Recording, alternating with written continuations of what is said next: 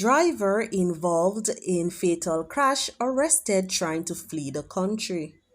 St. Catherine fisherman charged with murder.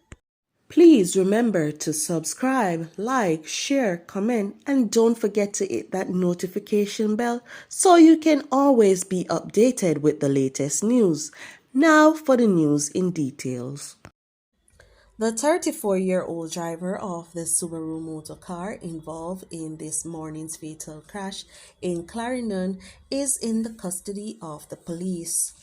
He was nabbed at the Norman Manley International Airport in Kingston. It is understood that he was attempting to flee the island. Two students are dead and several others are nursing injuries in hospital following a motor vehicle crash along the Bustamante Highway in Clarendon Monday morning. The students attend Lennon High School in the parish. Head of the Road Safety Unit, Dr. Lucien Jones, stated that Monday morning's crash bring to 5 the total number of Jamaicans killed on the nation's road in the last 24 hours.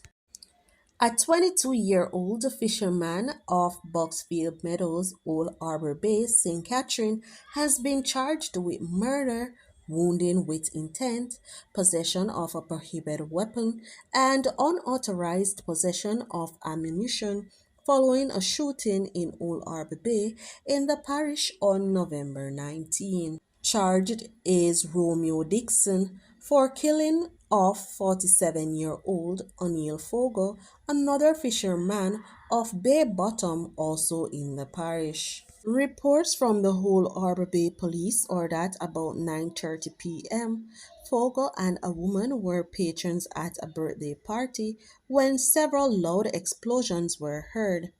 When the shooting subsided, Fogo and the woman were seen with gunshot wounds. The police were summoned, and upon arrival, both victims were assisted to hospital where Fogo was pronounced dead and the woman admitted. Further investigations led to Dixon's arrest. He was later charged with the offenses. His court date is being finalized.